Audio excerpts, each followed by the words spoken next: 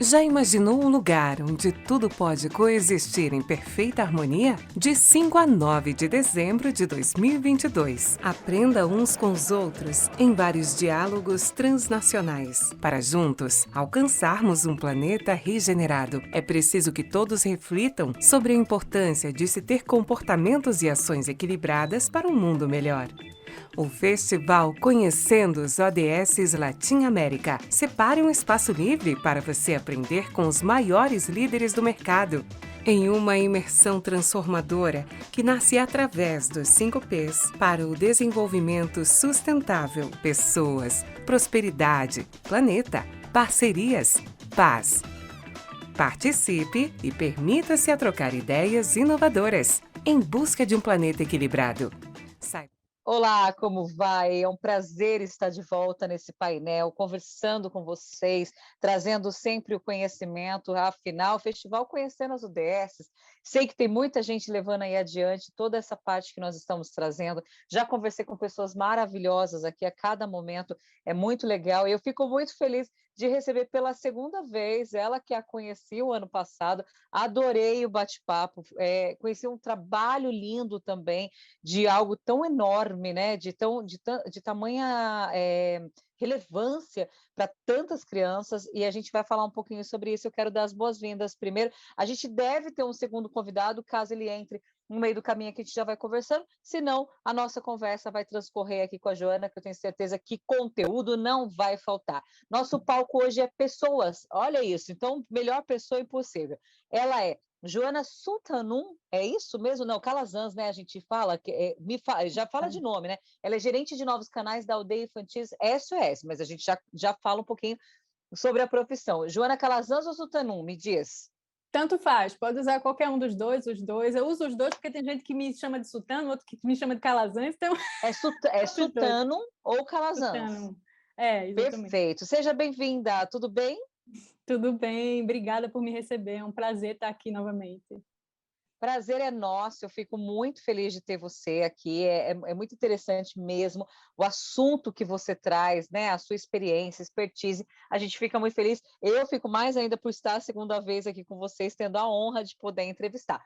Falando de Joana, né? Sultano Calazans, é jornalista de formação e atua como com mobilização de recursos em organizações do terceiro setor desde 2009. Integrante da Liga Global de Intraempreendedores, Joana lidera a área de novas estratégias na organização internacional Aldeias Infantis SOS. Aqui, para vocês que estão nos assistindo, cabe muito a gente falar de uma importância que é o seguinte: por mais que o nome, né, nessa tradução em inglês para o português, seja Aldeias Infantis SOS, para a gente já na hora é alusivo ao indígena, mas é importante dizer que elas não trabalham só com a comunidade indígena. Então, assim, não tem só essa parte, né? É óbvio que quando criança a gente trata de diversas setores, diversos locais, mas não seria isso. Somos uma organização de cuidado e proteção infantil que trabalha com crianças e adolescentes que perderam o cuidado parental e famílias em situação de alta vulnerabilidade e com risco de perder a guarda de seus filhos. É isso, Joana? Me fala um pouco dessa sua trajetória. Nossa, sim, eu digo que às vezes é difícil falar um pouco da Aldeias em poucas palavras, porque eu vou só te contextualizar, né? A Aldeias Infantis é uma organização que foi fundada em 1949 por um austríaco chamado Hermann Gmeiner, que acreditava que toda criança, para se desenvolver integralmente, precisava crescer num ambiente familiar e protetor. Era pós-guerra, milhares de órfãos pela Europa, e ele começou a virar para os amigos e dizer: deem-me um franco e criarei um vilarejo de crianças, porque ele olhava os orfanatos e não viam aqueles lugares como lugares de desenvolvimento, né? Ele, de fato, acreditava que toda criança precisa crescer em ambiente familiar e protetor, né? Com amor, respeito e segurança. Isso é a nossa missão que nos guia até hoje, né? Mais de 70 anos depois. Então, esse é um modelo, ele desenvolveu uma metodologia de acolhimento, né? A gente não é abrigo, a gente é casalar, que é uma metodologia de acolhimento que é uma mãe social que recebe até 9 crianças e que são cuidadas por essa cuidadora residente que cuida deles como se fossem filhos, né? Ela provê o cuidado com muito amor, com muito afeto, mas também respeitando a individualidade de cada um, né? Então, esse é um modelo que se espalhou pelo mundo. Hoje é uma organização que está em 138 países, né? inicialmente, né, a essência da organização nasceu com esse objetivo. Com o passar do tempo, o que se identificou? Que não bastava somente acolher essas crianças, né? A gente precisava trabalhar com as famílias, porque a maior parte dessas crianças que chegavam no nosso acolhimento, elas não eram órfãs, elas eram crianças que tinham famílias, mas que as famílias tinham dificuldades, tinham problemas de desestrutura familiar e precisavam de apoio para que pudessem desenvolver-se e cuidar adequadamente de seus filhos, né? Então, desde a década de 90, a gente trabalha na perspectiva de não somente acolher crianças e adolescentes, mas também trabalhar com famílias em situação de alta vulnerabilidade, com alto risco de perder o cuidado parental, para que elas possam se desenvolver, né, a gente possa quebrar esse ciclo, né, de violação de direitos e que elas possam permanecer com seus filhos, né? Aí, além disso, a gente também trabalha com juventude, não somente porque a gente entende que adolescentes que crescem, né, nas nossas casas-lares, eles precisam de apoio para fazer essa transição para a vida adulta, né, mas também entendendo que o jovem é um pilar importante nas famílias em alta vulnerabilidade, e que se a gente não ajudá-los a acessar melhores oportunidades para ingressar nessa vida adulta, eles não conseguem quebrar esse ciclo de pobreza, né?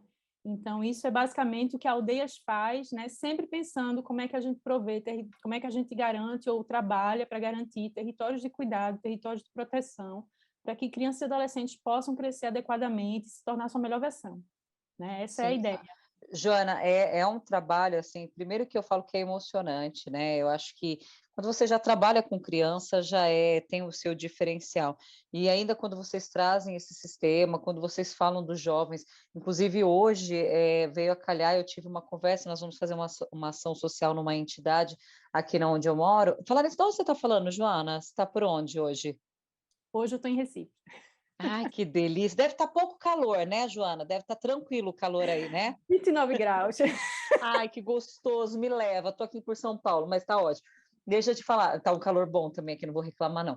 Mas e a gente estava conversando dessa entidade hoje, e aí ela falou: olha, a gente atende 53, né, pessoas aqui, e tudo, são em torno de 30 crianças. Ah, você só quer para a gente doar as coisas que a gente ia doar para as crianças, né? Aí ela falou assim: olha, Ju, tudo bem, não tem problema, né? Cada um doa o que pode, óbvio, né? Mas é assim, nós fazemos de tudo para que os adolescentes tenham a mesma coisa que as crianças, porque eles não tiveram quando criança, e eles se sentem super colocados de lado, super para lá. E se eu não quebrar isso, esse momento deles, eu vou perder eles para sempre, assim, eles serão o ciclo que você acabou de citar, inclusive.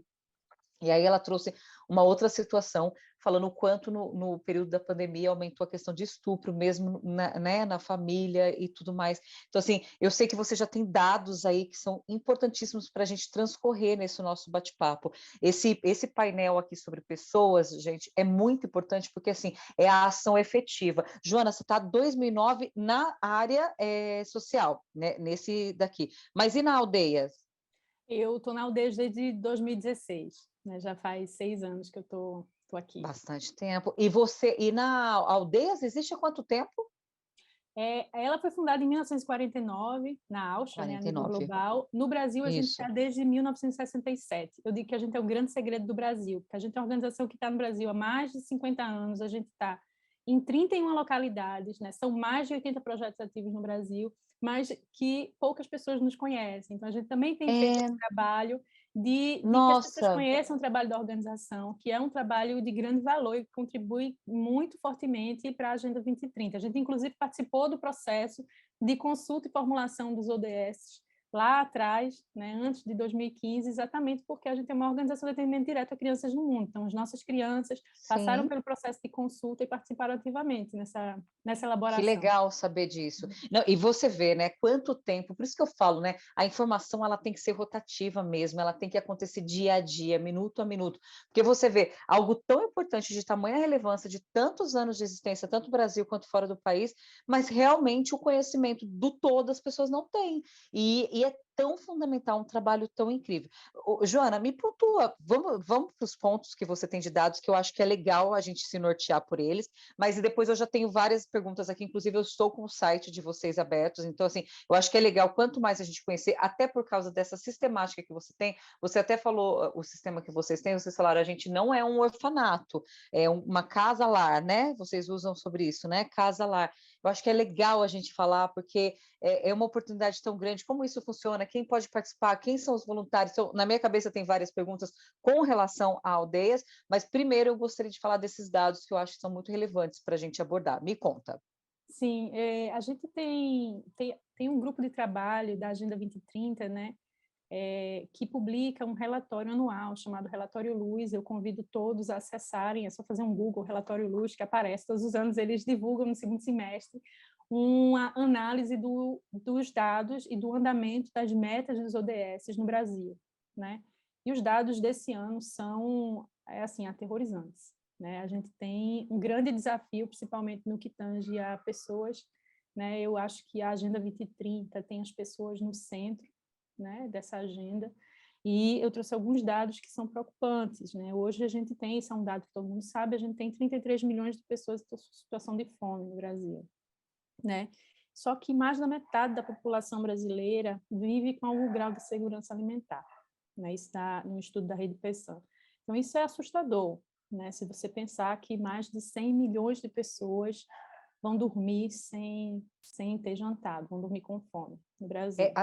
Uma coisa é a situação de fome, outra coisa é insegurança alimentar. Segurança alimentar é que você não sabe se você vai comer as 3 refeições diárias, né? Então, é um pouco E isso diferente. nós falamos de que número? 33 milhões de pessoas que passam fome, Que passam e fome, e a outra? mas 112 milhões de pessoas no Tá, Brasil que vivem em situação de insegurança alimentar. insegurança. É um número muito Ok. grande, né?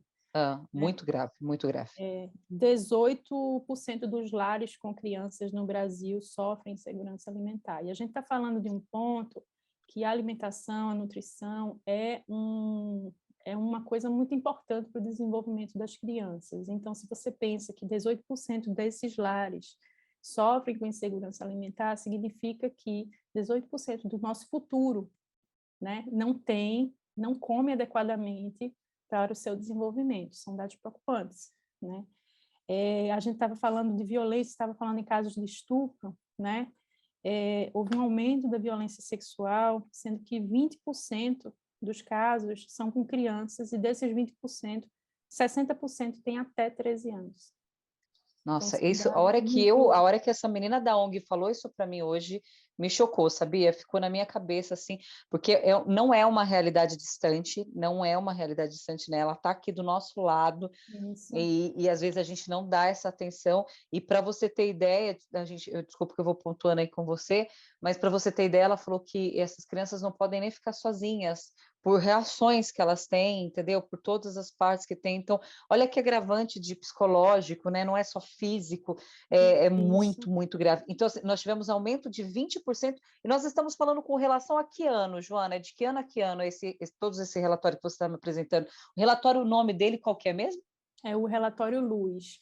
Então, a Luz. gente tem alguns dados que não foram coletados pelo governo federal. Tá, Esses são dados que são coletados a partir de fontes do governo federal, e de fontes de organizações da sociedade civil, né? Alguns certo. dados a gente não tem, né? Então, Tá, por exemplo, a gente tem um dado que é de 2020, porque o dado de 2021 não foi publicado, que em 2020 havia 222 mil pessoas em situação de rua, em 2020. Se você tá. pensar hoje, é muito maior. A gente tem o dado referente a São Paulo somente, que só em São Paulo a gente tem 31.800 pessoas vivendo em situação de rua, somente em São Paulo, porque foi uma cidade que fez esse censo.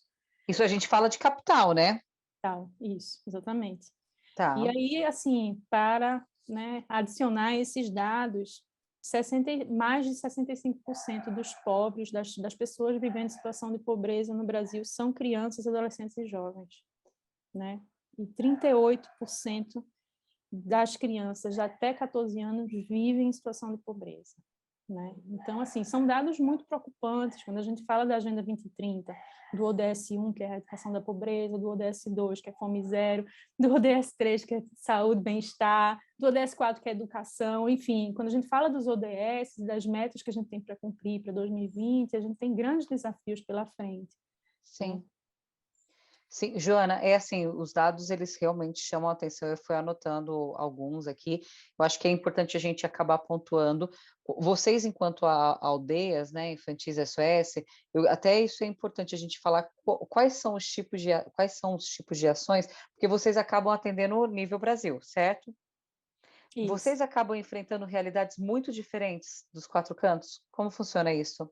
Sim, por isso que a gente diz que é uma organização internacional com incidência local, né? Porque a gente atua em todas as regiões do Brasil e as realidades são muito diferentes. Então, por exemplo, a gente tem no Nordeste uma situação de fome agravada, de segurança alimentar agravada, então a gente precisa, em todos os projetos que a gente desenvolve, garantir pelo menos uma refeição. A gente tem um centro comunitário aqui na região metropolitana de Recife, em que as pessoas ainda passam fome, assim, passam fome mesmo, né? Porque normalmente a gente pensa que as pessoas que passam fome estão em áreas rurais, não estão em áreas urbanas, mas na verdade eles estão em uma área que é região metropolitana de Recife e a fome, ela vive, ela faz parte da vida dessas pessoas.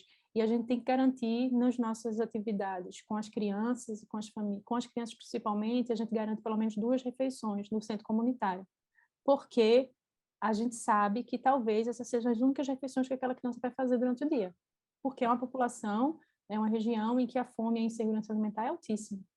Né? Então, as estratégias de atuação, e eu acho que é isso que diferencia um pouco o trabalho da organização com outras organizações, é que ele é muito baseado nas problemáticas locais. Né? Então, a gente sabe, por exemplo, que os jovens, né? A gente trabalha com a juventude, né? Que a juventude precisa ter melhores oportunidades. Né? Só que a gente tem, por exemplo, o jovem que está na região norte, né?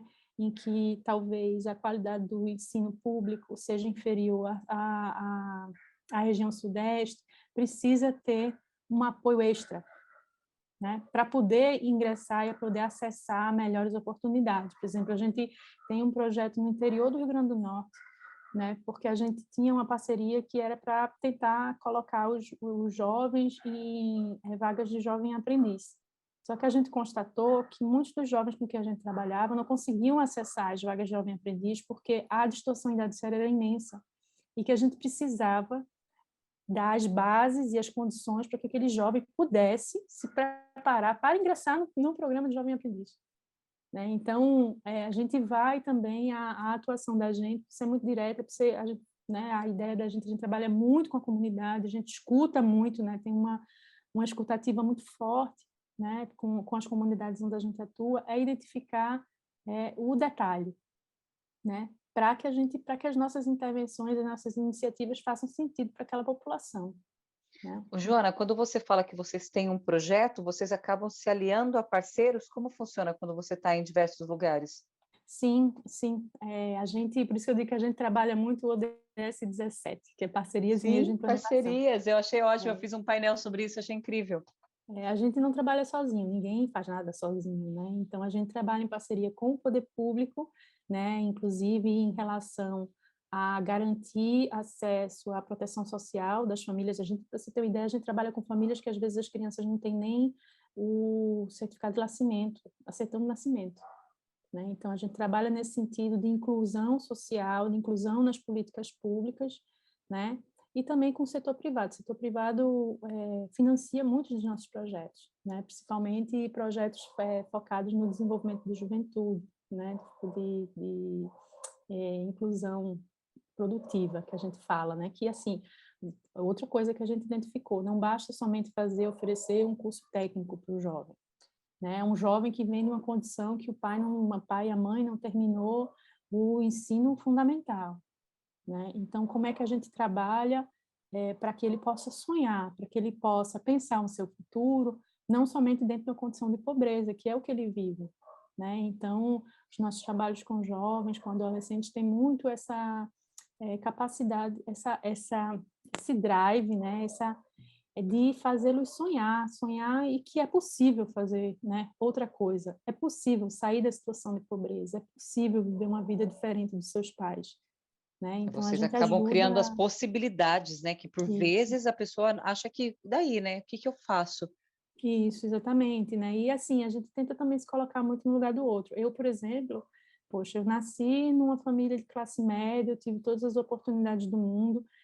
Ir para a faculdade era uma coisa assim, que era óbvio que você vai para a Normal, faculdade, normal. normal. Então, a ideia de que eu conheço jovens que nunca nem cogitaram essa possibilidade, que nem sabiam se iam terminar o ensino médio, se valia a pena terminar o ensino médio, né? Faz com que a gente reflita, de fato, sobre os nossos privilégios, né?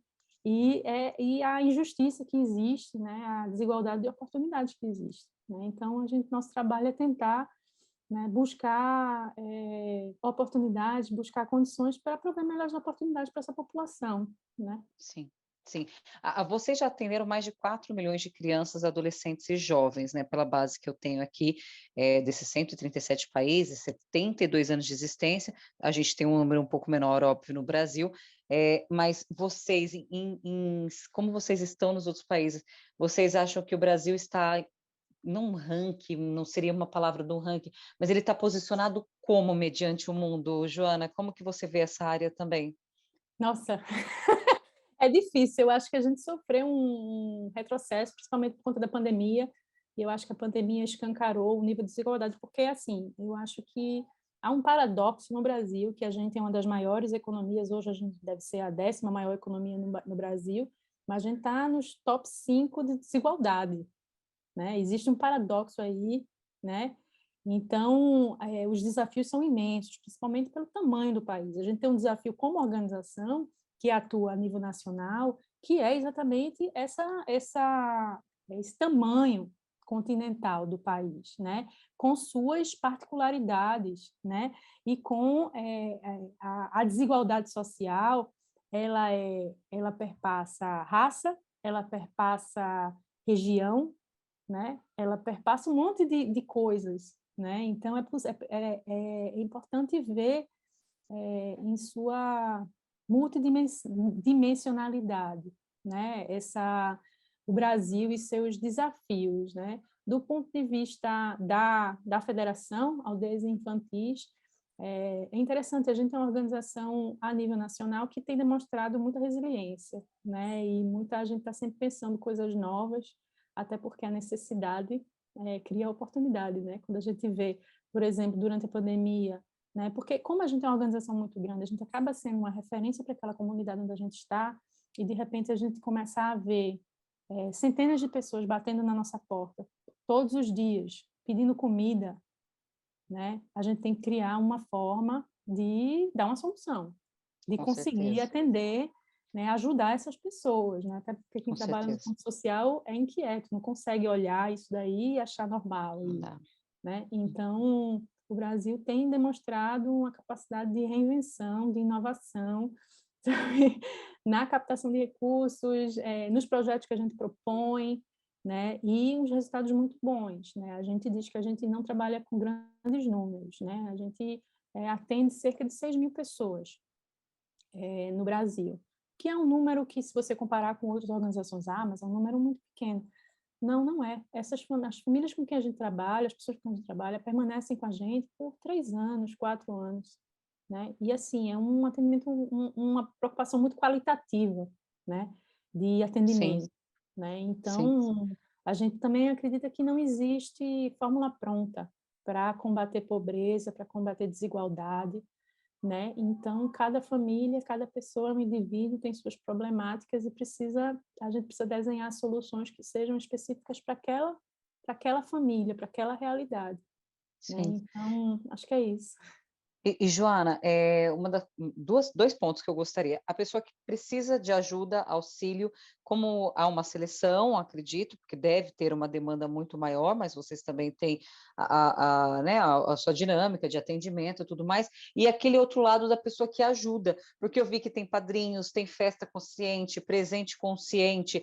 Me fala como que vocês fazem. Então, você tem duas pontas aqui, tá? Primeiro, você me fala dessa pessoa que vai buscar, igual você falou, essa pessoa está batendo aqui com fome e tudo mais, mas ela bate aonde? É site, é presencial? Como que ela tem essa busca? Às vezes quem está nos ouvindo aqui conhece algumas pessoas que estão em situação de risco, que estão vulneráveis, que estão desestruturadas, uma família e tudo mais, e a gente também vai conhecer pessoas que estão aqui do outro lado, que vão poder ajudar, que vão poder ser parte, que vão poder ser voluntários. Então, eu queria que você me desse esses 2 pontos, e depois a gente vai um pouquinho para a ODS, que eu queria saber quais vocês estão prontamente atacando, que eu falo que é um ataque agora, né, gente? Para 2030 não dá para a gente pensar de outra forma, né? Me fala dessa parte, por favor. Do ponto de vista da comunidade, a gente trabalha com comitês familiares, né? Então, a gente cria como se fosse uma comissão da comunidade, né? E a gente passa por um processo, a gente forma eles, né? A gente fala sobre direitos, fala sobre deveres, fala sobre eu odeio essa palavra, tá? Empoderamento, mas a gente, né? Então a gente traz Por que você odeia? Me fala. Porque a gente não empodera ninguém, a gente dá as ferramentas e elas próprias que, né? Então assim, o empoderamento feminino, sabe? Enfim, eu tenho minhas questões, mas são minhas, tá? Não, mas gosto, até porque como a gente lida muito com empreendedorismo feminino, é muito importante a gente saber, né? Porque as palavras, elas têm poder, né? Quando a gente usa muito, fala-se muito de resiliência, por exemplo, fala-se muito, né? Nossa, sinergia, e fala-se muito de empoderamento. Então é legal a gente ter a percepção da pessoa também. Não, do ponto de vista da comunidade é isso, a gente trabalha com a comunidade, então, na maioria das vezes, ou o poder público, tipo um CRAS, um CREAS, identifica aquela família que tem um recorte, né? A gente trabalha com família em alta vulnerabilidade, mas com alto risco de perder o cuidado parental. Então, às vezes, a prefeitura, são os órgãos de controle social relacionado ao direito à criança. Então tem e a própria parte comunidade. pública, no órgão público que acaba fazendo parte com vocês.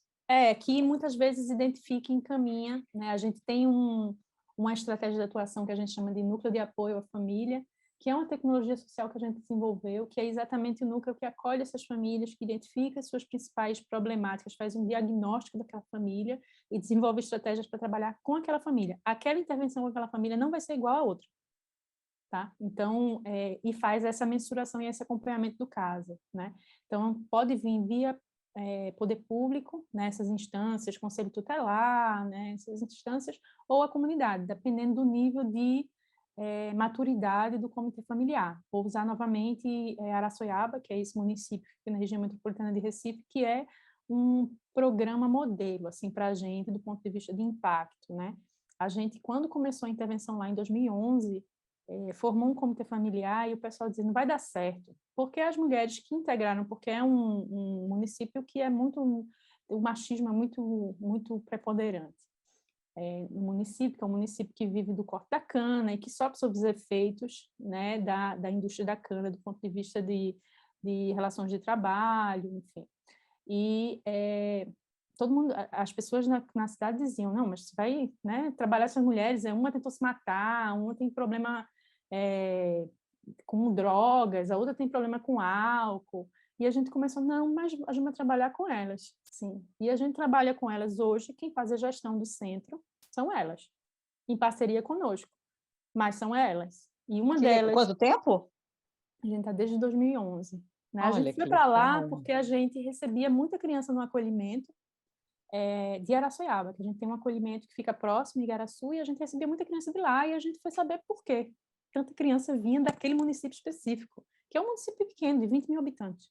Sim. E é isso, assim, é um município em que a fome, né, é um fantasma, né, que está lá em todas nas famílias, né, uma população muito empobrecida, com poucas oportunidades, porque é uma cidade que fica 60 quilômetros da capital, mas fica rodeada de cana-de-açúcar ou terra do exército, então não tem para onde crescer, é de difícil acesso, né, tem uma questão de violência de gênero muito grande, drogadição, enfim. Então, a gente chegou, tinha toda essa dinâmica acontecendo, né? Então, a gente começou a trabalhar com esse comitê familiar, e hoje é assim, elas que tocam, a gente só obedece. Que legal, que Mas que bacana. elas identificam. Então, às vezes, elas estão na comunidade e vem o caso de desproteção infantil, ou uma família que está passando, porque também a gente tem um cuidado muito grande, que é não culpabilizar as famílias. Tá? A gente entende que, claro, existem famílias que não tem como a gente, né, recuperar, a gente apoiar, né? Mas a maior parte das famílias são vítimas de um sistema. E a gente não pode culpabilizar aquela família, aquele pai, aquela mãe também foi criança, também sofreu violência, foi assim que ele aprendeu, né, a cuidar de seus filhos. Então, quando elas identificam isso, elas trazem a família, elas acolhem a família e trazem para o centro comunitário, inclui essa família nos projetos. Então, do ponto de vista de comunidade, é assim que a gente trabalha, né? Do ponto de vista de pessoas que querem ajudar, a gente tem várias maneiras. Por favor. Essa é muito importante. Essa é muito importante. Gente, tem um Modeste que fala sobre as parcerias, e parceria é isso, quando vocês ajudam, quando as pessoas auxiliam os projetos sociais, quando as pessoas buscam isso, buscam conhecer projetos idôneos, porque tem vários aí que não são idôneos também. Você tem aqui, por exemplo, o Portal da Transparência, eu já, na hora, eu bato, eu já vou ver exatamente isso. É fundamental essa parte, é fundamental que você ajude. E aí, quais são os sistemas que vocês têm? A gente tem os acolhimentos, eles são financiados pelo poder público, por convênios municipais, porque é política pública, então a gente acredita que o poder público precisa financiar esses serviços, né? E a gente tem projetos financiados por empresas, né? E a gente tem cerca de 30 mil doadores, pessoa física, e padrinhos SOS. São dois tipos. A gente tem um amigo SOS e tem o padrinho SOS. O amigo SOS doa uma média de R$ 35 por mês, né? Para apoiar os projetos em geral da organização, e o padrinho, acho que doa cerca de R$ 60 por mês, ele apadrinha uma criança específica, então ele recebe relatórios, recebe foto, pode mandar presente, tem uma comunicação com uma apadrinhada, né? Essas são as formas, né? A gente tem trabalhado também com pessoas de alto poder aquisitivo também, para tentar, né, trazê-las para a nossa causa, para entender a importância, né, do apoio financeiro à organização, né? E é isso, né? São Nossa, vários perfeito. desafios. São Nós desafios tivemos, né? porque... É Deixa eu só... desafio mesmo. do ponto de vista da captação de recursos, né, é um desafio, porque a gente viu a demanda crescer, né? Então a gente está sempre buscando, né, ampliar as nossas formas de captação, né, ampliar os nossos parceiros, os nossos doadores, exatamente porque a gente precisa garantir, né, que a gente possa apoiar o maior número de pessoas possível. Sim. Não, e você fala esse do crescimento, é verdade mesmo, porque vamos colocar aí uns 4 anos, não era tão próximo, e eu falo da gente, pode ser de qualquer um, ou de uma outra situação, ou de alguma pessoa que você conhece, mas não era tão próximo da gente, pessoas precisando tanto, pessoas com a necessidade, pessoas buscando alguma outra forma de ajudar o filho, porque ele é jovem, eles não têm condições de ir para a faculdade, e não sei, sabe, essa busca, essa ansiedade, e ultimamente há um crescimento muito grande. É óbvio que a gente tem diversos fatores, não acredito que seja só a pandemia. Eu acho que a pandemia ela veio para dar aquele murro na cara de tudo que estava acontecendo e estava guardadinho assim, mas a gente tem notado, e às vezes você fala, meu Deus, antes você escolhia até uma causa, eu estou a causa pet, eu vou ajudar a causa dos idosos, hoje você vai ajudando, porque você vê que tem tanta necessidade que realmente é o que acaba tocando o seu coração naquele momento, e se você pode realmente ajudar, acabar fazendo parte. Vamos lá para uma questão muito importante. O gibi. Você tinha me falado a última vez o gibi da Turma da Mônica, que foi Tá mesmo aqui, ó. do gibi? Me É um dos mostra! projetos que a gente tem. Eu vou falar um pouquinho, né, falando sobre os ODS, né, e como a gente atua, né, para os ODS. Esse é um projeto que a gente desenvolveu em parceria com o Instituto Maurício de Souza, que são uma série de 18 gibis, esse daqui é o 0, que fala do que são os ODS, Legal! né? E um gibi para cada ODS que fala sobre o que são de Que maneira lúdica para demais! crianças, né? Aham. Visando exatamente a meta que fala sobre apoiar a educação para o desenvolvimento sustentável, né? Eu falo que a minha geração, né, não vou dizer de idade, né, mas a minha geração, que é a geração, sei lá, nascida em 1980, ela não nasceu com o chip da sustentabilidade implantado. Isso foi algo que a gente teve Não. que aprender, principalmente na vida Sim, adulta, quando a gente já tinha os hábitos estabelecidos, exatamente. né? Com Exatamente. as gerações para trás, eu tenho uma irmã de 30 anos, ela já tem uma outra Já é visão, diferente. né? E os de 20 anos e os de 15 anos, né, tem uma outra visão. Então, esse trabalho daqui é visando exatamente alcançar, né, esse público de crianças e adolescentes via Turma da Mônica, né, que é memória afetiva de todo mundo, todo brasileiro, né? Todos. usando a Turma da Mônica como uma forma de falar sobre os Objetivos de Desenvolvimento Sustentável e de discutir práticas que, de fato, possam, né, promover, né, o alcance dessas metas, né? Que Então, legal, você esse sabe, aqui é um dos projetos que a gente tem. adorei, adorei, acabou aparecendo aqui. E você sabe, eu estou grávida, quando a gente, né, nos vimos o ano passado, eu Uhum. não estava, óbvio, estou grávida de quase 5 meses, e você falou isso, né, o chip, a gente não nasceu com chip, é muito engraçado, que assim, pois eu vou citar da minha família, né, já que a gente está falando de pessoas aqui, a minha família sempre teve um cuidado com relação à agronomia, né, de tipo assim, gostar da terra, cuidar dos animais, mas nunca foi com questão de reciclagem e tudo mais. Eu já vim diferente. Não, por favor, isso aqui tem que ser dessa forma, não consome isso, apaga a luz, faz isso, menos água, vamos fazer dessa forma. Mas a gente ainda tinha o chip, a gente tem, né? O chip da ambição muito grande. Eu preciso ter carro, eu preciso ter casa, eu preciso isso. Consumo, né? Não era nada consciente. Já aos 40, o meu consumo é super consciente, é algo totalmente diferente. E eu vejo que meu filho, por exemplo, Augusto, ele vai nascer totalmente focado em outra coisa. No entanto, que assim, hoje, nas conversas nossas de painel aqui, eu até agradeço cada hora que a gente conversa. Hoje, se eu não me engano, foi o Arthur, não me lembro quem foi, ele falou assim, que a gente vai ter que pensar se aquilo que a gente está comprando, aquilo que a gente está consumindo, aquilo do nosso dia a dia não está financiando a escravidão, não está financiando algo errado, porque somos nós que financiamos tudo, absoluto. Quando a gente escolhe aquilo, quando a gente tem o poder da escolha, de comer, de comprar, de ir em tal lugar, de fazer tal coisa, a gente financiou, porque, infelizmente ou felizmente, é o dinheiro que comanda. Então, olha que consciência que eu já vou tomando e eu já vou incutindo, com certeza ele já vem com esse chip ligado, e na educação vai ter um acesso, óbvio, né, não uma educação diferenciada, que isso já vai ser natural. Em 2030, ele vai ter 6 anos, e eu falo que ele vai estar na educação básica. Quando a gente para pensar isso, 2030 já é lá atrás, porque vai passar tão rápido. E só a gente já está indo quase, você sabe que a gente já está quase para pena 1 hora, né? O que eu falei para você, que a gente ia ficar tranquilamente, que eu adoro o seu assunto. Mas eu queria que você passasse comigo um pouquinho em cada ODS, que eu vi aqui que vocês colocaram, ó, 1, 3, 4, 5, 8, 10, 16 e 17. São essas as que vocês efetivamente trabalham. Isso, Tá. Me exatamente. fala um pouco da erradicação da pobreza, só para a gente agora pontuar ODS mesmo que você já tenha me dito. Em que ponto vocês atuam? A gente atua na proporção da população vivendo na linha de pobreza, né? Quando uma família chega para a gente, está em uma situação de pobreza extrema, a gente trabalha, porque a gente entende. A ODS, deixa eu só fazer a ODS trabalha com um sistema de monitoramento de resultados em 8 áreas, né? E essas áreas não estão diretamente relacionadas ao nosso trabalho. Por exemplo, uma das áreas que a gente tem é moradia.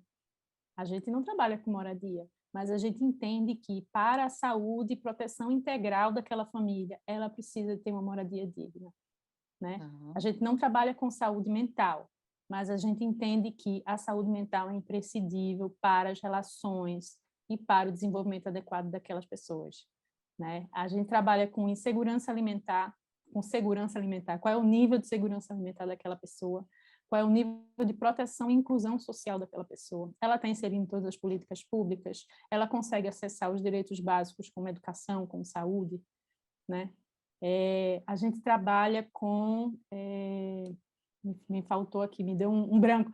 Mas Eu queria que a gente fosse 1 a 1. Quando você já falou da tá, saúde mental aí, por exemplo, eu acho que a gente já acaba atingindo isso que você isso. falou, que Eu estou vocês falando... entendem que é por bem precisa ter saúde mental até para que essa família seja estruturada, por exemplo, correto? Isso, E aí, exatamente. por A exemplo, ideia é que nas nossas áreas de resultado, elas conversam diretamente com os ODS, né? Então, quando a tá, gente fala qual é o acesso à renda, por exemplo, né? E habilidades para o trabalho, a gente está falando tá, de renda, a gente está falando sobre crescimento econômico, trabalho digno, né? sim, Quando a gente fala sim, de inclusão, inclusão social, né? a gente está falando sobre a erradicação da pobreza e redução das desigualdades. Sim. E aqui eu queria que você falasse um pouco sobre igualdade de gênero. Por exemplo, você falou de Araçoiaba, que é um local muito machista, até por questões culturais mesmo também, mas como que vocês têm lidado com isso e como tem sido o dia a dia para empoderar mulheres e meninas para que tire esse ciclo, né, que é natural em diversas situações? Como é isso para aldeias? A gente promove, em Araçoiaba especificamente, né, a gente promove rodas de conversa com as mulheres, a gente tem uma forma de trabalho que é muito horizontal, né? Então, por exemplo, em todas as ações que a gente senta em roda. É muito engraçado que é automático, para a gente sentar em roda, né? Porque é o momento em que todo mundo é igual, né? Não existe hierarquia numa roda, né? Todo mundo Sim, se olha e está no mesmo nível. Então, a gente promove rodas de conversa sobre isso com as mulheres, mas a gente também desenvolveu um trabalho com homens, porque exatamente a gente precisa quebrar o machismo a partir dos homens também, né? Então a gente desenvolveu um projeto de rodas de conversa com os homens, e é muito engraçado, vou contar rapidamente a história, porque a por Josi favor. era a coordenadora do centro, né? Ela saiu, infelizmente ela saiu esse ano para se dedicar ao doutorado, mas ela via as mulheres chegando e reclamando dos maridos. Ah, porque ele me bate, ah, porque ele não me ajuda, ah, porque não sei o quê. E aí ela começou a pensar, sabe o que eu vou fazer? Vou fazer uma roda de, vou começar a fazer rodas de conversa com os homens. E aí ela dizia para as mulheres, e as mulheres, ah, isso não vai dar certo, nenhum homem vai aparecer, nenhum homem vai aparecer. E ela foi, visitou casa a casa na cidade, fez uma articulação. Sei que na primeira noite ela botou 2 cadeiras, achando que vai aparecer 2 homens, né, para conversar. Começou a chegar, ela disse, começou a chegar, começou a chegar, começou a chegar. Aí aparecendo tipo 30 homens na primeira roda de conversa. E aí ela abordava, era ela e os homens. E aí ela abordava diferentes temáticas. Toda roda de conversa era uma vez por mês e ela abordava diferentes temas, né? E aí ela abordava o que é família. Aí os homens, ah, não, família é pau, família é briga, família é cacete. Porque eram homens que vinham de situações de muita violência com suas famílias. Então, eles reproduziam isso em seus relacionamentos, né? Aí teve uma que ela botou um boneco no meio para eles fazerem o que o pai deles faziam com eles quando eram crianças. Saíram histórias assim muito pesadas, né? Sim, Então assim, ela começou a trabalhar o machismo acolhendo, né, os homens. Então isso sim, daí contribui diretamente, né, para a igualdade de gênero, para trazer essas discussões claro, de claro. oportunidades. A gente trabalha muito fortemente a paternidade ativa, né? Tentar, Sim, porque existe, né, no Brasil, e eu diria que nos países latino-americanos, né, um percentual muito superior das mulheres, né, em relação a atividades domésticas, inclusive a meninas, né, que às vezes deixam de frequentar a escola porque precisam fazer os afazeres domésticos, né? Então, a gente claro. trabalha, né, não de maneira direta, mas é um tema transversal à nossa atuação, né, para diminuir, né, para promover essa igualdade de gênero. Né? Então, só uns exemplos Muito aqui legal. em Ó, relação a rodas de conversa. dê os parabéns para ela, porque ela já está há tempos para frente. Esses dias nós estávamos falando, nós tivemos um evento que falou exatamente da violência feminina, e aí só tinha mulheres, eram 500 mulheres sentadas falando de violência feminina. Aí a gente ficou pensando, e a gente faz parte de um grupo de mulheres de empreendedoras, aí nós falamos, gente, está errado, a gente não pode falar de isso porque a gente estava falando de diversas camadas, tá? Que a violência feminina, nós precisamos entender que não é só da classe inferiorizada, não é a violência doméstica, ela ocorre em qualquer lar, seja ela verbal, seja ela sexual, seja ela física e assim por diante. Então aí a gente falou exatamente isso, a gente falou, estão faltando os homens aqui com a gente, porque assim, além de ter excelentes exemplos, que existem homens maravilhosos, não precisamos colocar os homens, ah não, os homens são assim mesmo, os homens são assim, não, nós precisamos conversar com eles e entender que no lar dele, às vezes ele foi tão maltratado por um pai, foi tão maltratado por que ele vai continuar levando adiante como se fosse algo natural, porque daí na própria família não dá aquele espaço de se comprometer, não dá aquele espaço de acabar falando. Isso, olha, muito legal desse projeto de vocês, que importante, que isso venha a acontecer em outros lugares e com outras pessoas. E eu quero só que você ressalte também, a gente já partindo aqui talvez para o encerramento, na 16, Joana, paz, justiça, instituições eficazes, promover sociedades pacíficas, inclusivas para o desenvolvimento sustentável e proporcionar o acesso à justiça para todos e construir instituições eficazes, responsáveis e inclusivas em todos os níveis. Como que é isso para vocês? A gente participa de diversas redes e movimentos, né, em defesa a nível internacional, nacional e até municipal, em defesa dos direitos, né, de crianças e adolescentes, né. Então, por exemplo, a gente participa ativamente do Conselho Nacional dos Direitos da Criança e do Adolescente, né, a gente faz parte do movimento do direito à convivência familiar e comunitária, né, então a gente atua, né, para melhorar, né, as políticas públicas, né, de forma que possa, né, promover melhores práticas, né. Então, acho que é isso, né, a gente, de certa maneira, promove a paz nesse sentido, né, Com certeza.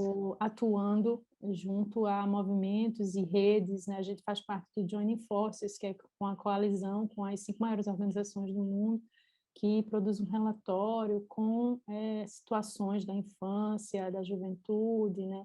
Então, a gente atua, né, em coalizão com outras organizações para influenciar a política pública, né, para que ela possa, de fato, prover políticas mais inclusivas, mais justas, né, mais Sim, eficazes, né? Acho que é sim. isso. Joana, eu só tenho a agradecer nosso bate-papo, ficaria realmente muito tempo conversando contigo. Fico muito feliz da gente falar novamente da Aldeias, eu acho sensacional o projeto de vocês, mais do que um projeto, né, é uma iniciativa que acontece, que é na prática, que é no dia a dia. Então, o nosso agradecimento aqui do Festival Conhecer a ODS para a gente estar mais uma vez juntas. Obrigada pela sua participação, viu? Eu que agradeço demais, Ju. Muito obrigada. Espero lhe ver antes do próximo festival. Pronto. E eu já vou estar de bebê, então vai estar aqui, ó, o bebê aqui, a gente conversando, a gente já incutindo tudo na cabeça dele. Ah, olha aí, ótimo, então. Tá bom, Muito então. legal. Muito Obrigada. E quando vier obrigada, a São viu? Paulo, por gentileza, nos visite. Também venha conhecer nossos projetos aqui para a gente estar juntinha, porque tenho grande honra de conhecer vocês. Muito obrigada mais uma vez, Maravilha. Joana. Obrigada a todos que nos seguiram, nos ouviram e compartilharam nossas informações. Já sabe que tem muito mais conhecimento por aqui. Até mais. Tchau, gente. Eu sou Raimundo Cruz da Silva, sou do povo Cambeba, sou diretor da Escola Indígena Canata Teicua e, assim, já venho com 28 anos de trabalho voltado à revitalização à cultura do meu povo indígena Cambeba aqui no Amazonas, né? A aldeia Três Unidos fica localizada aqui no município de Manaus, distante a 60 quilômetros em linha reta, 1 hora e meia de lanchas rápidas, você consegue chegar aqui em Três Unidos. E assim, atualmente eu venho trabalhando a questão da revitalização do povo, dos conhecimentos tradicionais do meu povo Cambeba, né? E essa revitalização dos conhecimentos tradicionais, conhecimentos ancestrais, quando se pensa nesses conhecimentos, também te vê que tem todo um vínculo de trabalho voltados às ODS. As 17 ODS faz parte também da educação coletiva dos povos indígenas. E o povo indígena hoje vive valorizando e respeitando o meio ambiente, lutando pela melhoria da sustentabilidade, lutando pela uma organização de trabalho voltado ao respeito à nossa cultura, às nossas tradições, cuidado com a nossa água, cuidado com a nossa mata, o nosso rio, a nossa natureza, né? Isso é de grande importância para os povos indígenas, porque nós indígenas fizemos isso no dia a dia, trazemos isso para a comunidade, trazemos isso para a escola. Então, se pensamos em preparar a criança indígena, o adolescente indígena e até mesmo os nossos mais velhos indígenas a conhecer como é importante preservar o nosso meio ambiente, assim como é importante preservar a nossa cultura, a nossa tradição. Que os nossos saberes ancestrais traga força, traga conhecimento para nós valorizar e respeitar esses objetivos de desenvolvimento sustentável que temos hoje. Porque o desenvolvimento sustentável, esses objetivos só vai valer se começar a se trabalhar vindo da comunidade, vindo dos povos que moram nas suas aldeias, que moram na beira do rio, que moram nas suas matas, nos igarapés, nos rios. É nós que sentimos como é importante preservar a nossa água, a nossa mata, a nossa mãe terra. Então eu digo para vocês que isso se torna uma coisa valorosa, de respeito e de conhecimento. E como a escola indígena traz isso? Precisamos que não só a escola indígena, como as escolas não indígenas também, faça com que conheça, faça com que nossos alunos, nossos professores conheçam quais são esses objetivos de desenvolvimento sustentável. Que muitas vezes já fazemos isso, já trabalhamos isso, mas nós não conhecemos esses 17 objetivos dos conhecimentos sustentáveis. E como se pensar numa sustentabilidade voltada para a sua aldeia? Como se pensar numa sustentabilidade que valoriza, que seja presente no dia a dia das famílias de uma comunidade? Pode ser a mais distante que for, mas precisamos conhecer e fortalecer essa sustentabilidade para que as nossas crianças, os nossos adultos, as nossas famílias não saiam da sua comunidade em procura de outras formas de sustentar, porque aqui nós já temos tudo. A natureza nos dá tudo, só precisamos nós trabalhar, né? Quando se fala de educação, é tudo isso que a gente vê no nosso dia a dia, a valorização, o respeito, a criatividade, a luta do dia a dia por uma educação de qualidade que seja intercultural, onde eu valorizo o conhecimento do não indígena, assim como o não indígena precisa valorizar meus conhecimentos indígenas. Quando eu se falo de saúde indígena, também estou falando de um dos objetivos que nós temos da sustentabilidade, porque precisamos conhecer nossas plantas medicinais, precisamos conhecer os nossos benzedores, precisamos valorizar os nossos pajés, precisamos valorizar todos esses conhecimentos que vêm da natureza, que isso faz parte de preservação do meio ambiente, isso faz parte de eu cuidar da mãe natureza, né? Então, saúde indígena é isso, educação indígena é isso, organização de saúde é isso. E então isso faz parte de que a gente viva de forma sustentável, de forma bem organizada, né? Eu entendo assim que quando fala também sobre preservar, o que é preservar? Quando eu falo de povos indígenas, já falo em preservação. Quando eu falo sobre educação indígena, eu falo sobre cuidado com o meio ambiente, que a gente se preserva nesse formato. E o índio vive com a força da natureza, com a realização da natureza, com tudo que a gente vem se trabalhando no nosso meio ambiente, né? Então, o Três Unidos, Escola Indígena Kanata, Raimundo Cambeba, com o nosso Tuxal Valdemir, com a nossa mãe Diamantina, que é do povo Cambeba, com a equipe dos professores indígenas, junto com a comunidade, junto com o seu povo, o que ela faz?